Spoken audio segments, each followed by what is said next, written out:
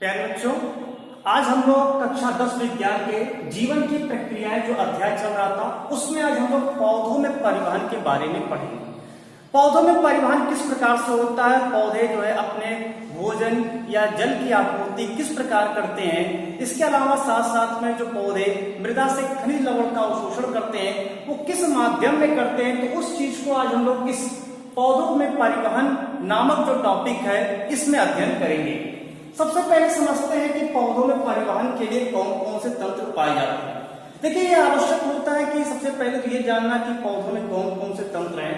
तो पौधों में परिवहन के लिए दो तंत्र पाए जाते हैं। एक होता है जाइलम तंत्र, जाइलम तंत्र, और एक होता है फ्लोएम तंत्र, फ्लोएम तंत्र। कभी कभी बच्चे कंफ्यूज होते हैं, कोई कोई क्वेश्चन पूछ लेता है कि सर जाइलम को हिंदी में क्या कहते हैं, फ्लोएम को हिंदी में क्या कहते हैं।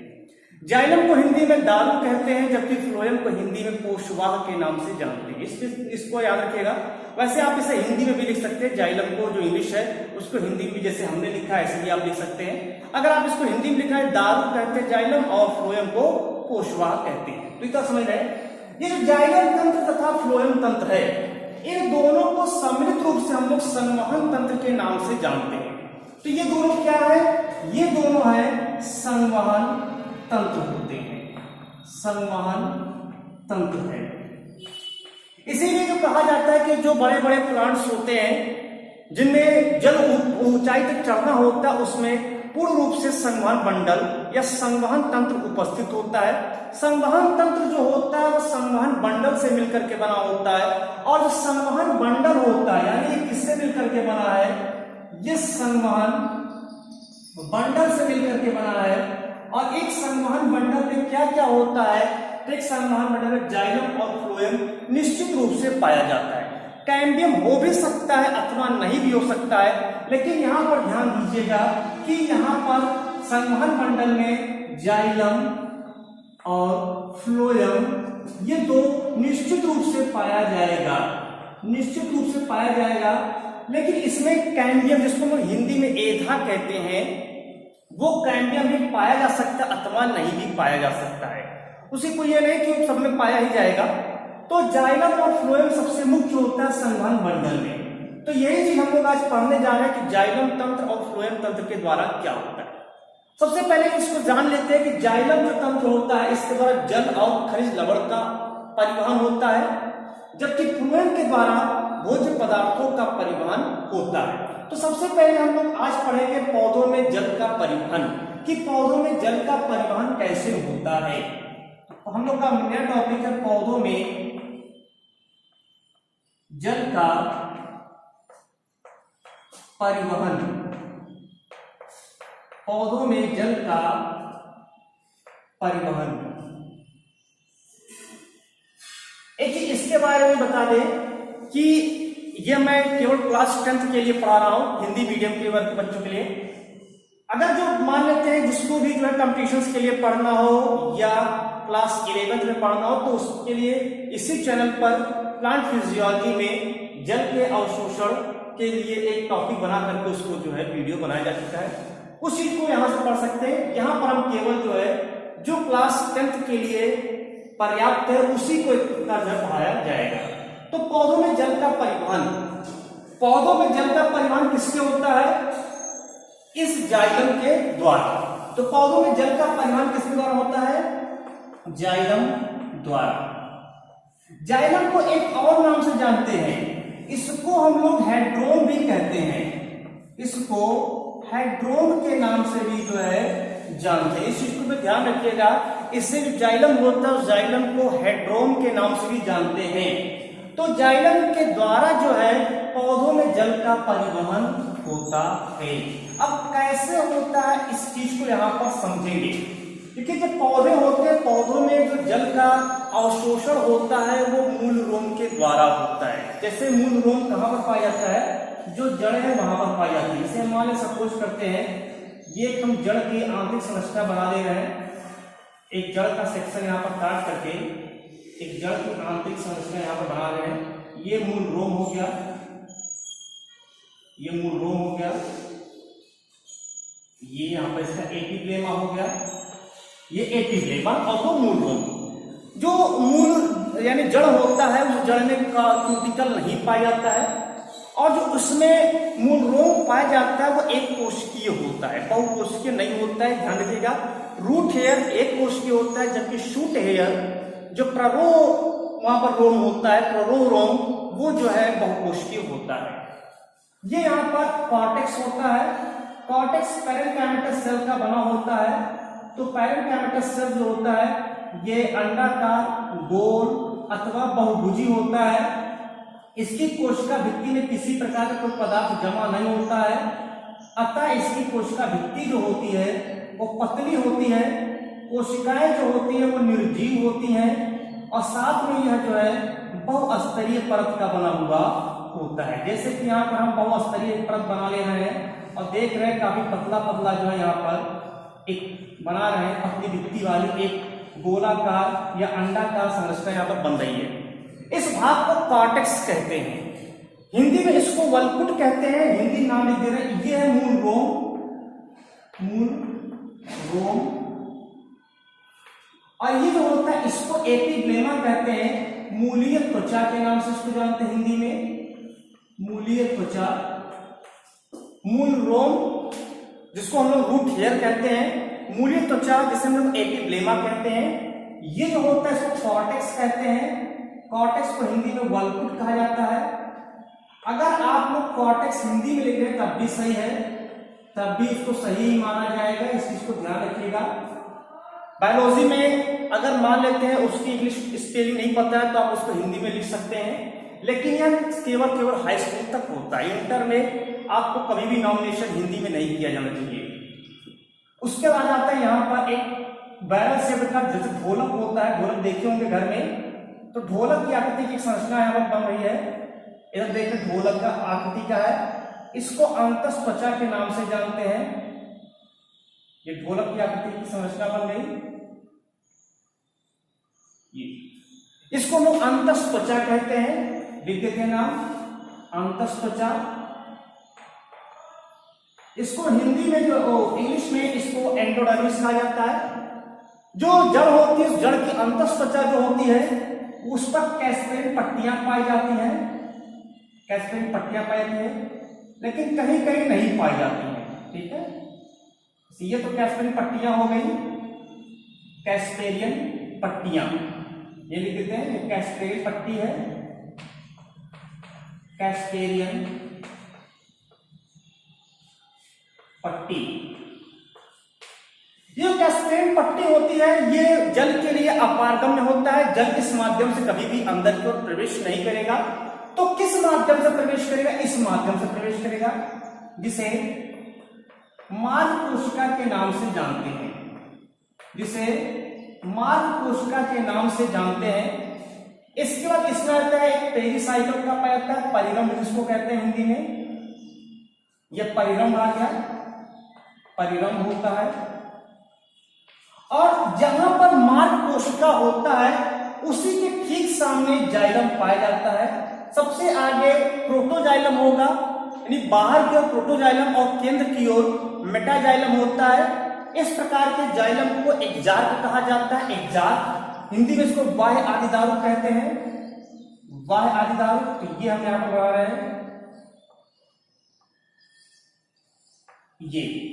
ये प्रोटोजाइलम है या मेटाजाइलम है, इसको यहां पर लिख देते हैं प्रोटोजाइलम, प्रोटोजाइलम, और ये मेटाजाइलम होता है। इस चीज को यहां पर देखेंगे, जो प्रोटोजाइलम मेटाजाइलम, इसको हिंदी में कह सकते हैं, इसको हम जो है यहां पर आदिदारू, और इसके बाद जो मेटाजाइलम यहां पर। ठीक है, तो ये चीज यहां पर देखना, पहले ये बनता है, प्रोटोजाइलम पहले बनता है, मेटाजाइलम बाद बनता है। तो इसमें प्रोटोजाइलम बाहर की ओर है, मेटाजाइलम केंद्र की ओर है। ऐसे जाइलम को एक्जार्क कहते हैं। क्या कहते हैं? एक्जार्क कहते हैं। खैर अभी से मतलब नहीं है, हमें यहाँ पढ़ रहा है कि किस प्रकार से जल का अवशोषण होगा, उसके बाद तक परिवहन होगा। परिवहन किसके द्वारा होगा? इस जाइलम के द्वारा होगा। लेकिन इस जाइलम तक पहुंचने के लिए यहाँ पर जो मृदीय कण है स्मृदीय कण में जल पाया जा रहा है, स्मृदीय कण में जल उपस्थित है। ये मान लीजिए मृदा का कण है, यहां पर पूरा जल जो है भरा है, ये जल भरा हुआ है। अब फिर क्वेश्चन कि सर कौन सा जल, जल तो कई प्रकार के होते हैं, बहता हुआ जल, गुरुत्वीय जल, आर्द्रताग्राही जल, केशिका जल, रसायनबद्ध जल। तो कौन सा जल है? तो इसमें जो जल होता है वो होता है केशिका जल।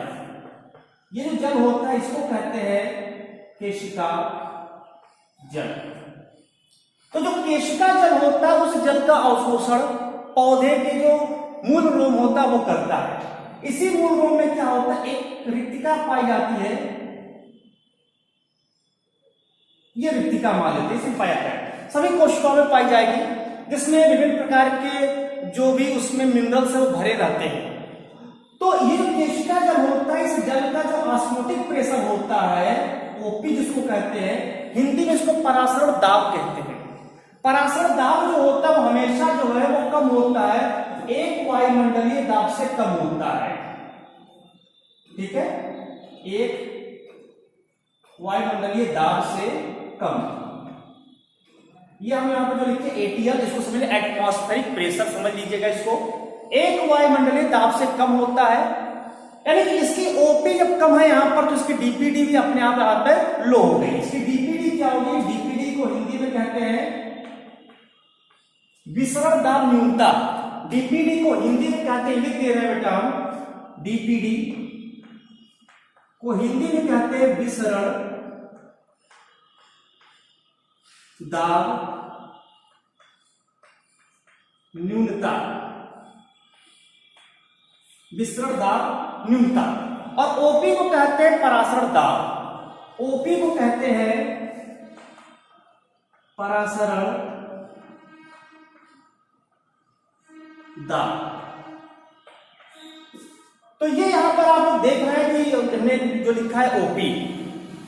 अब देखिए इसका एक वायुमंडलीय दाब से कम है, यानी इसकी सांद्रता कम है। कह सकते हैं कि इसकी सांद्रता कम है। कैसा है? कम सांद्र है। लिख सकते हैं यहीं पर केशिका जल कैसा होता है? कम सांद्र होता है। तो जो मूल रोम है, एक पॉइंट को यहां पर समझिएगा, जो मूल रोम होता है इसका परासरण दाब कितना होता है, इसको भी चीज कोई पूछता है। यहां का जो है इसका जो ओपी होता है वो प्रायः 2 होता है, लेकिन कभी कभी जो है 3 से 8 तक, 8 एटीएम तक हो सकता है। तो इसलिए देखिए इसका ऑस्मोटिक प्रेशर अधिक है, कह सकते हैं अधिक सांद्र है। क्या है? अधिक सांद्र है।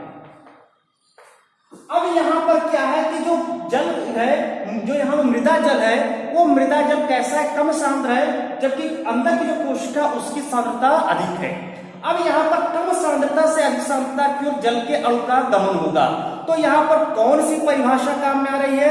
तो बच्चों यहां पर आ रहा है परासरण। केमिस्ट्री में पढ़ चुके होंगे परासरण, विसरण और परासरण नहीं पढ़े होंगे, तब भी इसको कभी न कभी बोले हैं। परासरण यहां पर हो रहा है, किसके द्वारा? परासरण के द्वारा। परासरण की परिभाषा क्या है? कभी कभी बच्चे कंफ्यूज जाते हैं, सर कहते हैं क्या कि विसरण याद कर लो, परासरण याद, ऐसा नहीं होता है। विसरण की परिभाषा तो होती है अधिक सांद्रता से कम सांद्रता की ओर अणुओं का गमन करना। लेकिन अगर हम परासरण की बात करें परिभाषा की, तो परासरण की परिभाषा अलग है, इस चीज को ध्यान रखिएगा, यानी कि उसको अपोजिट कर देंगे। कम सांद्रता से अधिक सांद्रता की ओर, कम सांद्रता से अधिक सांद्रता की ओर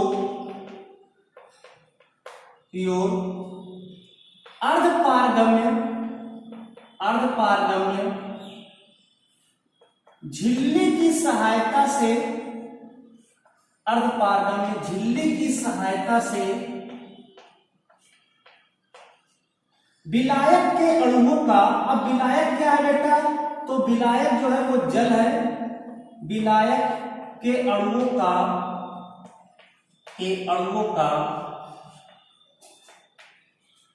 विसरण होना, विसरण को हम लोग प्रसरण भी कहते हैं, विसरण होना परासरण कहलाता है। तो ये तो परासरण की परिभाषा भी आपको मिल गई।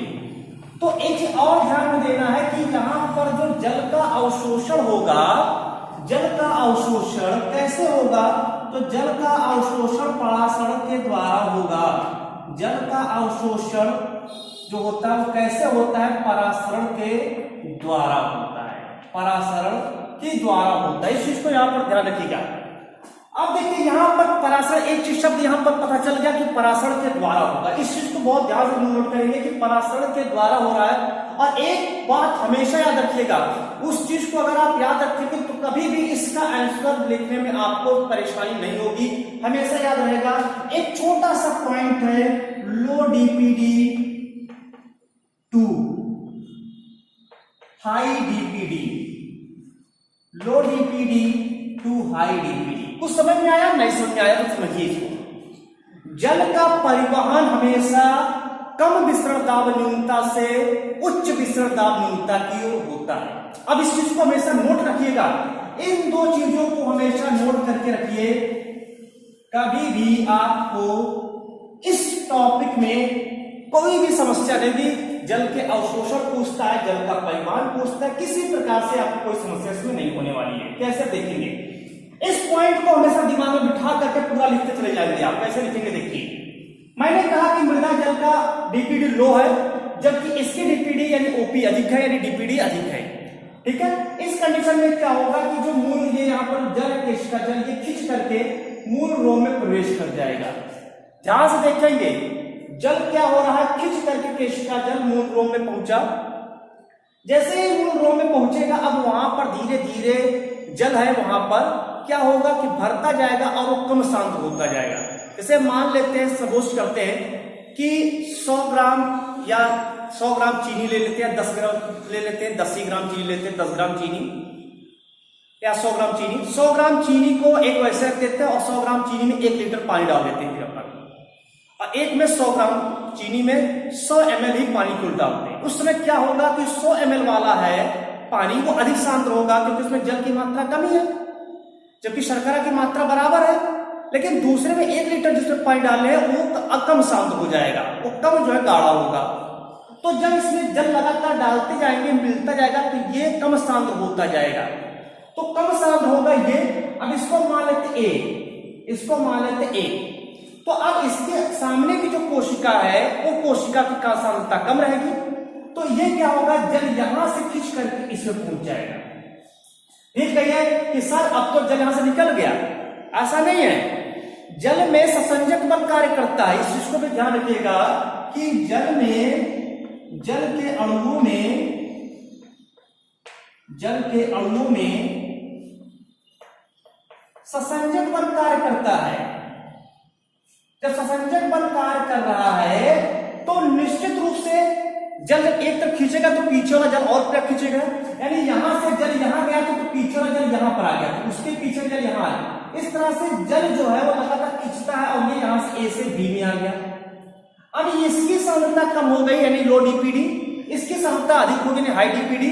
अब ये यहां से जल यहां पर भेज देगा सी वाले में, फिर ये यहां से यहां पर भेज दिया, फिर ये यहां पर भेज दिया। इस तरह से ये चलते हुए जो है पहुंचता है। सपोज करिए आप कहिए कि सर ऐसे आप ले आइए, हो सकता है ऐसे चलाए तो जल, ऐसा भी हो सकता है। जल किसी भी माध्यम से आएगा, लेकिन वो ध्यान रखिएगा वो कैसे पट्टियां जहां पर डबल लेयर हमने बनाया है, इधर से जल कभी भी नहीं जाएगा। तो जल चाहे जिस माध्यम से आए, इधर से आए, लेकिन वो घूम करके यहीं पर आएगा, घूम करके वो यहां पर आना है उसको मार्ग कोशिका पर। तो इस तरह से लो डीपीडी टू हाई डीपीडी चलते हुए जो जल है वो जल कहां पहुंच गया, इस मार्ग कोशिका तक पहुंच गया। अब मार्ग कोशिका पहुंचा तो फिर इसकी डीपीडी लो हो गई, तो ये यहां से पेरिसाइकिल में पहुंचता है, परिरम्भ में पहुंचता है, और परिरम्भ से ये जो है जो जाइलम होता है उस जाइलम में पहुंचता है। और जब एक बार ये जाइलम में आ जाता है तब इसके बीच आसंजक बल कार्य करता है। अब इसके बाद क्या करता है कि जो जल होता है, जल तथा जाइलम, जाइलम भित्ति के मध्य आसंजक बल कार्य करना शुरू कर देता है। आसंजक बल कार्य करता है, तो ये जल जाकर के इसकी सतह से चिपक जाता है और चिपकने के बाद अब इसके अंदर जाकर यहां से यहां होते हुए ये पहुंचता है यहां और यहां से भी ऊपर की ओर बढ़ जाता है। तो इस तरह से एक बार जब जाइलम में पहुंच जाता है, फिर जो जल होता है वो जाइलम के जो कोशिका है उसमें एक अविरल स्तंभ के रूप में ऊपर को चढ़ता है। फिर कहे कि सर कैसे चढ़ता है, तो बेटा देखे होंगे पौधों को कि पौधों की पत्तियां वाष्पोत्सर्जन करती हैं, पौधों की पत्तियां वाष्पोत्सर्जन करती हैं, तो उस पौधों की पत्तियों से जब वाष्पोत्सर्जन की प्रक्रिया होती है तो जल जमा से उड़ता है, तो उस कोशिका से तो जल गायब हो गया, तो पीछे की कोशिका उसमें आया, उसके पीछे की कोशिका उसमें आया, तो इस तरह से एक समय ऐसा है कि यहां पहुंचेगा था, तो ये यहां से जल ऊपर को खींचेगा ससंजक बल के कारण, और इस तरह से जो जल है वो जल का परिवहन लगातार नीचे से ऊपर की ओर होता रहता है। इस पूरी प्रक्रिया को हम लोग कहते हैं परासरणीय जल अवशोषण। परासरणीय जल अवशोषण के नाम से जानते हैं। मुख्य रूप से जो पौधों में जल का परिवहन होता है वो परासरणीय जल अवशोषण के द्वारा होता है। कुछ मात्रा में परासरण विहीन जल अवशोषण भी होता है, कुछ मात्रा में परासरण विहीन जल अवशोषण होता है। इस प्रक्रिया में जो जड़ की कॉर्टेक्स कोशिकाएं होती है, इसमें हो रही उपापचय की प्रक्रिया के द्वारा जो ऊर्जा मिलती है उस ऊर्जा का उपयोग करके कि एक तरफ जल को खींचती है और दूसरी तरफ जल को धक्का देकर के आगे बढ़ा देती है, तो उसको हम लोग कहते हैं परासरण विहीन जल अवशोषण। एक ये दोनों जो होता है ये निष्क्रिय जल अवशोषण में आता है, एक सक्रिय जल अवशोषण भी होता है। ये सक्रिय जल अवशोषण होता है, एक निष्क्रिय जल अवशोषण भी होता है, इसमें वाष्पोत्सर्जन के द्वारा होता है। तो वाष्पोत्सर्जन भी इसी से जुड़ा है, हालांकि ये पूरा तीनों एक सम्मिलित होता है, जिसकी सबसे जो मान्य थ्योरी है वो डिक्सन जॉली का सिद्धांत है, जिसको हम लोग जो है वाष्पोत्सर्जनाकर्षण जल जलीय ससंजक मत सिद्धांत के नाम से जानते हैं। तो वो वही है, लेकिन यहाँ पर केवल जो है आप लोग को याद क्या करना है, इस चीज को याद रखना क्लास 10th में कि मूल रोम के द्वारा जल का अवशोषण कैसे होता है, फिर उसका जल का परिवहन किससे होता है, तो जाइलम के द्वारा होता है। ये चीज यहाँ पर जो था ये पौधों में जल का परिवहन हो गया। अब यहाँ पर समझते हैं हम लोग जो है खनिज लवण का परिवहन कैसे होता है। इस चीज को यहाँ पर समझ आ गया, कोई डाउट नहीं रह गया कि जल का परिवहन कैसे हो रहा है। इस पॉइंट को याद रखिएगा, आपको ये चीज कंप्लीट तैयार हो जाएगा। अब बात करते हैं हम लोग जो है पौधों में खनिज लवण का परिवहन, पौधों में खनिज लवण का परिवहन। तो इस चीज को भी इसी चीज से समझेंगे, यहां से ही पौधों में खनिज लवण का जो अवशोषण है, खनिज लवण का परिवहन या अवशोषण भी लिख सकते हैं ये यहां पर। अब देखिए बेटा यहां पर क्या होता है कि जो खनिज लवण होता है वो भी जाइलम के द्वारा ही परिवहन होता है, लेकिन ये चीज जो होता है ये परासरण के द्वारा नहीं होता है। इस चीज को ध्यान रखिएगा, परासरण नहीं होता है बल्कि यहाँ पर विसरण होता है। जो जल लवण खनिज लवण का परिवहन होता है ये यहाँ पर परासरण न होकर के विसरण द्वारा होता है, ये यहाँ पर विसरण द्वारा होता है। देखिए जो खनिज आयन और क्या हमेशा जो लवण का परिवहन होता है, लवण का अवशोषण होता है, लवणों का अवशोषण जो है अवशोषण आयन के रूप में होता है। इस चीज को यहां ध्यान रखिएगा, हमेशा ये जो अवशोषण होता है ये आयन के रूप में ही होता है, तो ये आयंस के रूप में होता है। अब इसमें से भी जो मृदा की सतह होती है इसको चिकनी मृदा कहते हैं, उस चिकनी मृदा में सबसे अधिक पाया जाता है। जो चिकनी मृदा की सतह होती है भी ध्यान रखिएगा, जो चिकनी मृदा की सतह होती है कि सतह ऋणात्मक आवेशित होती है, ऋणात्मक आवेशित होती है। तो इससे क्या होता है, जैसे मान लेते हैं मृदा के एक चिकनी मृदा की सतह है तो ऋणात्मक आवेशित होती है, तो जो धनायन होते हैं धनायन आकर के इससे चिपक जाते हैं, धनायन इससे चिपके हुए होते हैं। ये जो चिकनी मृदा की परत होती है उसको लोग मिसेल के नाम से जानते हैं, इसको लोग मिसेल कहते हैं। तो ये चिकनी मृदा की सतह होती है ऋणात्मक आवेशित होती है, जिसके कारण इसमें जो है धनात्मक आवेशित जो आयंस होते हैं वो आकर के यहाँ पर चिपक जाते हैं। जबकि जो ऋणात्मक आवेशित, जो ऋणात्मक होते ऋणायन होते हैं, वो ऋणायन जो है जल में स्वतंत्र होते हैं। ऋणायन होते हैं वो जल में स्वतंत्र होते हैं। तो इसे जो यहाँ पर देख रहे हैं इसी मृदा में, यहीं पर धनात्मक आवेशित जो होते हैं वो सतह से चिपके होते हैं, जबकि ऋणात्मक आवेशित जो होते हैं वो यहाँ पर जो है स्वतंत्र अवस्था में होते हैं।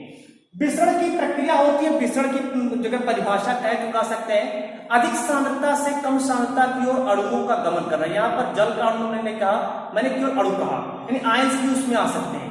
तो यहाँ से क्या अधिक आयंस यहाँ है, अंदर की ओर कम आयंस है, तो ये अधिक की से होकर के अंदर की ओर पहुंचते हैं और एक बार ऐसे इस तरह से आते हैं तो यहाँ से फिर अगली कोशिका में इस तरह से होते हुए ये पहुंचता है जाइलम में, और जहां से ये फिर जो है ऊपर की ओर उस जल की धारा के साथ ऊपर की ओर चढ़ जाते हैं। तो ये चीज यहाँ पर दोनों में थोड़ा डिफरेंस है, हो रहा है एक ही साथ परिवहन जाइलम के द्वारा ही, लेकिन थोड़ा डिफरेंस ये आ जाता है कि जाइलम में जो जल का परिवहन होता है, जल का अवशोषण होता है, जल का अवशोषण वो परासरण की क्रिया है, जबकि खनिज लवण का जो अवशोषण होता है वो विसरण की प्रक्रिया के द्वारा होता है। तो इस तरह से खनिज लवण का परिवहन होता है। बहुत लंबी प्रक्रिया होती है, लेकिन इतना लंबा जाना नहीं है आप लोगों को कि वो जो है इंटर लेवल हो जाएगा कि इंटर किस प्रकार से धनात्मक आवेश यहाँ से पृथक होता है मिश्रण से, इतना नहीं जाना है।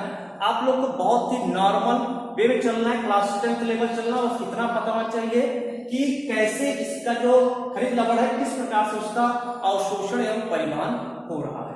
तो ये यहाँ पर खनिज लवण का परिवहन। अब बात करते हैं भोज्य पदार्थ में खाद्य पदार्थों का परिवहन, पौधों में खाद्य पदार्थों का परिवहन। तो अब हमें इसकी आवश्यकता नहीं है, इस फिगर को यहां से हम इसको हटा देते हैं कि हमें इसकी आवश्यकता अब यहाँ पर नहीं रही है। देखिए जो पौधे होते हैं, पौधों में जो भोज्य पदार्थ खाद्य पदार्थ का परिवहन की बात करें, हम खाद्य पदार्थों का परिवहन। अब देखिए यहां पर क्या होता है कि खाद्य पदार्थों का परिवहन कैसे होता है, तो ये होता है फ्लोएम के द्वारा। किसके द्वारा? फ्लोएम के द्वारा। फ्लोएम को हिंदी एक और नाम से जानते हैं, इसको लेक्टोम भी कहते हैं, लेक्टोम।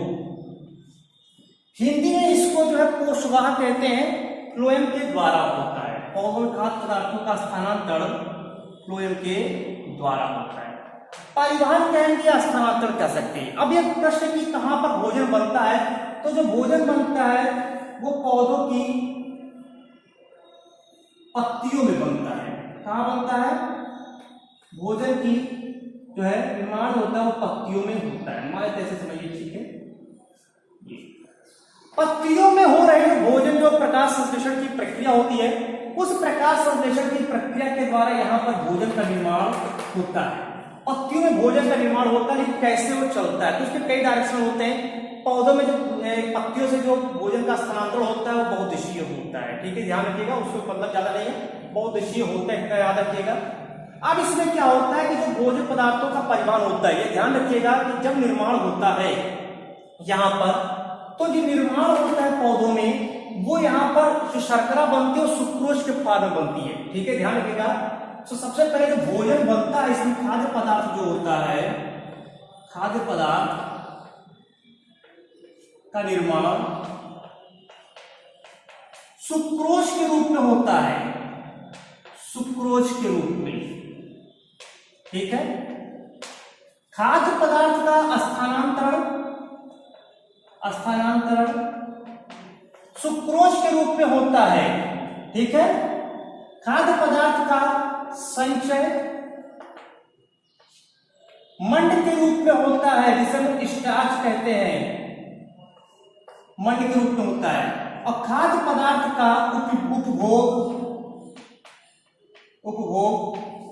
ग्लूकोज के रूप में होता है। इस चीज को थोड़ा सा नोट करके रखिएगा, आप लोग को थोड़ा क्लियर रहेगा। अब यहाँ पर जो भोजन बन रहा है वो भोजन यहाँ से यहाँ तक कैसे पहुंचता है, विभिन्न भागों तक पहुंचता है कैसे, उस चीज को समझने के लिए यहाँ पर एक हाइपोथेसिस दी गई जिसको लोग मुंज परिकल्पना के नाम से जानते हैं, जिसको मास फ्लो हाइपोथेसिस भी कहते हैं। उस चीज को यहाँ पर चित्र के द्वारा समझेंगे, उसको समझ बना लेते हैं। यहाँ पर चित्र एक छोटा सा डायग्राम, यानी कि टॉपिक क्या है मुंच हाइपोथेसिस बड़ा मोस्ट इंपॉर्टेंट टॉपिक माना जाता है, चाहे वो फर्स्ट ईयर में हो या फिर कह सकते हो कि वो जो है हाई स्कूल में हो। मुंच परिकल्पना, मुंच परिकल्पना, इसे जो है कह सकते हैं वो एक और नाम से जानते हैं मास फ्लो हाइपोथेसिस। यहां पर दाब जनित प्रवाह के नाम से भी इसको जानते हैं, यानी मास फ्लो दाब प्रवाह के नाम से भी इसको जानते हैं। मुंच परिकल्पना का जो प्रतिपादन है वो मुंच ने किया था, मुंच वैज्ञानिक का नाम है। इसके लिए उन्होंने क्या किया, पहले तो एक बीकर ले ली, तो यहां पर एक जो है देखिए बड़ा सा पात्र ले लिया,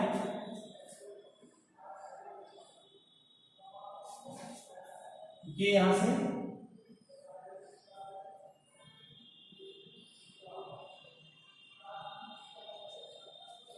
ये एक नली के द्वारा जोड़ दिया गया था। ये यहां पर दो जो है यहां पर कंटेनर ले लिया गया, कह दिया गया दोनों को एक नली के द्वारा जोड़ दिया, इस नली को नाम दे दिया टी, स्मॉल टी। इसमें क्या किया गया, जल भर दिया गया, इसमें जल भर दिया गया, क्या क्या हमने जल भर दिया, पूरा वाटर भर दिया। फिर दो पराशर तंत्र लिया उन्होंने, दो पराशर तंत्र ले लिया,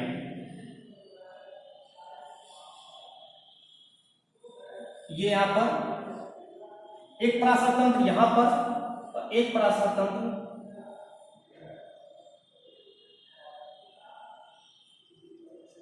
यहां पर, ठीक है, थोड़ा बराबर बना दें।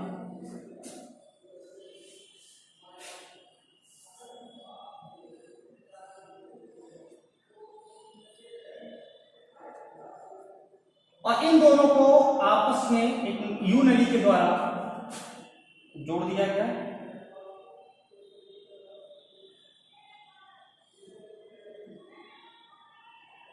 जिस तरह से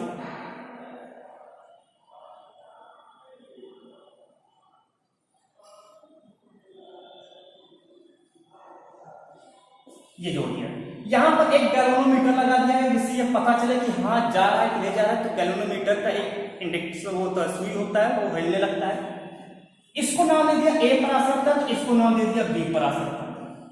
इसमें इन्होंने क्या किया, जो ए पराशर तंत्र था, इस वाले ए पराशर तंत्र में एक सांद्र शर्करा विलयन डाल दिए, इसमें सांद्र शर्करा बी वाला है, इसमें जो केवल और केवल जल ले लिए, क्या ले लिए, जल। और बाकी इन दोनों जगहों पर तो जल ऑलरेडी भरा गया है। अब यहां पर ये जो दोनों प्रसरण तंत्र है ये केवल और केवल जल के लिए पारगम्य है, ध्यान रखिएगा। ए और बी प्रसरण तंत्र है, ए तथा बी जो प्रसरण तंत्र है, प्रसरण तंत्र ये केवल और केवल जल के लिए पारगम्य है, ध्यान रखिए, जल के लिए पारगम्य है और किसी चीज के लिए पारगम्य नहीं है, यानी कि शुगर यहां से बाहर नहीं जा सकता है, केवल जल के लिए पारगम्य है। जब इसको इसमें जल में रखा गया तो यहां से क्या हुआ, जो चूंकि जल के लिए पारगम्य है तो इस पूरी प्रक्रिया में यहां पर जो है पराशर की क्रिया हुई, कम सांद्रता से अधिक सांद्रता की ओर जल के अणुओं का गमन होना शुरू हो गया। क्यों हुआ, क्योंकि जो झिल्ली है ये अर्धपारगम्य झिल्ली के रूप में कार्य किया और ये यहाँ से जो जल है वो जल इसमें प्रवेश करना शुरू हो गया। जैसे ही जल इसके अंदर प्रवेश करना शुरू हुआ, अब ये जो शर्करा था ये शर्करा यहाँ से होते हुए इस नली के द्वारा, जिसे कैपिटल टी नाम दिया गया, इस नली से होते हुए पहुंचता है इस बी वाले में। जैसे इसमें आता है तो एक प्रेशर पड़ता है और इसके बाद जो जल होता है वो जल यहाँ से बाहर निकलना शुरू हो जाता है। तो इस तरह से जो यहाँ पर शर्करा था वो शर्करा ए प्रसरण तंत्र से होते हुए बी प्रसरण तंत्र में पहुंच जाता है। क्यों पहुंचता है, क्योंकि ए प्रसरण तंत्र में सांद्र शर्करा का विलयन है, जिसके कारण जो जल है वो जल के अणु इसके अंदर प्रवेश करता है, जिससे शर्करा जो है वो इस ए प्रसरण तंत्र से कैपिटल टी नली से होते हुए बी प्रसरण तंत्र में पहुंच गया। अब इन्होंने एक चीज और कहा कि मान सपोज करते हैं यहां पर कुछ ऐसा सिस्टम लगा दें इसमें कि एक तरफ से शर्करा भरा जाए, शर्करा को जो है एक तरफ से डाला जाए और दूसरी तरफ से इसको निकाल लिया जाए। शर्करा निकाल लिया जाए तो क्या होगा? तो ये प्रक्रिया कभी बंद नहीं होगी और ये प्रक्रिया लगातार चलती रहेगी। शर्करा दिया जाए और शर्करा को यहां से निकालता रहा जाए तो ये प्रक्रिया कभी भी बंद नहीं होगी। अब इसको उन्होंने कैसे समझाया? पौधों में इस चीज को समझते हैं। इन्होंने जो एक प्रसरण तंत्र है, इस एक प्रसरण तंत्र को मान लिया पत्ती, इसको मान लिया पत्ती, इस टी को मान लिया जाइलम, टी को मान लिया जाइलम, बी को मान लिया यहां पर जड़, कैपिटल टी को मान लिया यहां पर फ्लोएम, फ्लोएम। तो इन्होंने कहा कि जब पत्तियों में लगातार जब शर्करा बनती रहे, पत्तियों में शर्करा बनती रहे तो ये यहां से जो है पराशरण की प्रक्रिया के द्वारा जो है इस फ्लोएम के द्वारा होते हुए पौधों के विभिन्न भाग यहां तक की जड़ों तक पहुंचता रहेगा। जबकि जाइलम है वो जाइलम जड़ को जो है लगातार नीचे से ऊपर की ओर लाता रहेगा और यह प्रक्रिया लगातार उस ऊपर से नीचे की ओर चलती रहती है। इस प्रकार वो जो भोज्य पदार्थ है, खाद्य पदार्थ है, उसका जो है पौधों में निरंतर स्थानांतरण होता रहता है और पौधों की समस्त जो कोशिकाएं है वो भोजन को प्राप्त करती रहती है। तो ये इस माध्यम से उन्होंने समझाया था कि किस प्रकार से मुंच ने कि किस प्रकार से भोजन का परिवहन होता है, स्थानांतरण होता है, किस प्रकार से पत्ती में बन रहा भोजन इस फ्लोएम के द्वारा होते हुए यहाँ तक पहुंचता है। इसमें एक शब्द आता है यहाँ पर फ्लोएम लोडिंग और अनलोडिंग। फ्लोएम लोडिंग और अनलोडिंग इसे कहते हैं कि जब यहाँ से भोजन आकर के इस फ्लोएम में संचित होता है उसको लोडिंग करते हैं। जब इस फ्लोएम से जो भोजन है, जो उसके आवश्यक पदार्थ है, जो उसके आवश्यक अंग है वहां तक पहुंचा दिया तो उसको कहते हैं फ्लोएम अनलोडिंग। तो वो भी प्रक्रिया होती है फ्लोएम लोडिंग और अनलोडिंग के नाम से इसको जानते हैं कि फ्लोएम में भोजन का पहुंचना लोडिंग और फ्लोएम से अन्य अंगों तक पहुंचना अनलोडिंग कहलाता है। तो इस तरह से यहाँ पर जो पौधे, उस पौधों में खाद्य पदार्थों का भी परिवहन होता है। किसके माध्यम से होता है? फ्लोएम के माध्यम से यहाँ पर होता है। तो ये जो पूरा आज का टॉपिक था पौधों में परिवहन, इसमें देखें कि किस प्रकार से पौधों में जल का परिवहन होता है, किस प्रकार से पौधों में खनिज लवण का परिवहन होता है या स्थानांतरण होता है या अवशोषण होता है, और किस प्रकार से जो भोज्य पदार्थ बन रहा है पत्तियों में वो पत्तियों से विशिष्ट भागों तक किस प्रकार से पहुंचता है। तो वो चीज आज यहाँ पर आप लोग समझे। आई होप आप लोग को समझ में आया होगा। Thank you so much.